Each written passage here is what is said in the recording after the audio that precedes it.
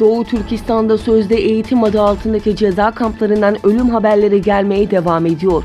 Özgür Asya Radyosu'nun haberine göre Doğu Türkistan'ın Turfan iline bağlı Lükçün kasabası Mukam mahallesindeki 40 yaşındaki Abdurrahim Abliz, 50 yaşındaki Enver Ziyabudun ve 80 yaşındaki Tömür Pasar ile Kaşgar şehri Merhaba Caddesi Dokuztaş mahallesinden 40 yaşındaki Yunus Kari, 25 ve 30 yaşlarındaki 2 genç olmak üzere 6 kişinin tutulduğu ceza kampında öldürüldüğü bildirildi.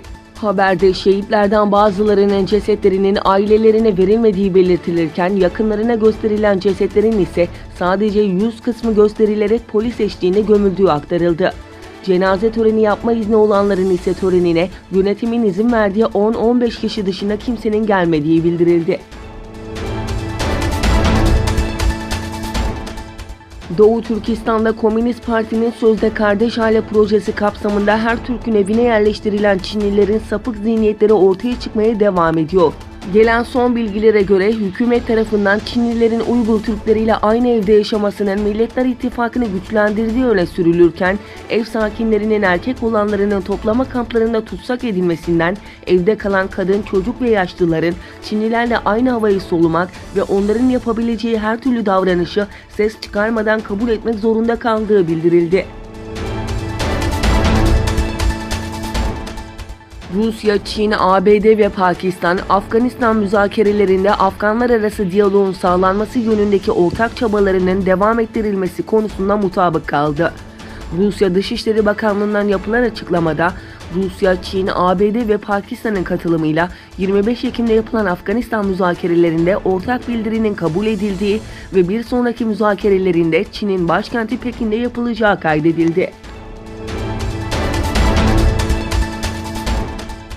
Bağdat'ta binlerce kişi sokağa çıkma yasağına karşı kent merkezindeki Tahrir Meydanı'nda toplandı. Bağdatlı binlerce kişi ellerinde Irak bayraklarıyla başkentin merkezi Tahrir Meydanı'nı doldurdu.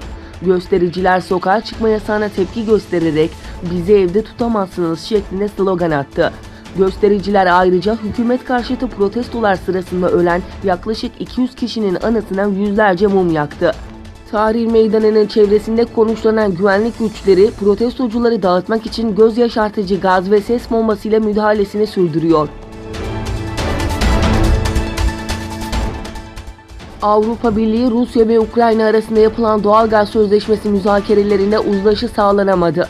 Avrupa Birliği Komisyonu Başkan Yardımcısı Maroš Šefčovič, AB, Rusya ve Ukrayna arasında 2019 sonrası doğalgaz sözleşmesi müzakerelerinde uzlaşı sağlanamadığını belirtti.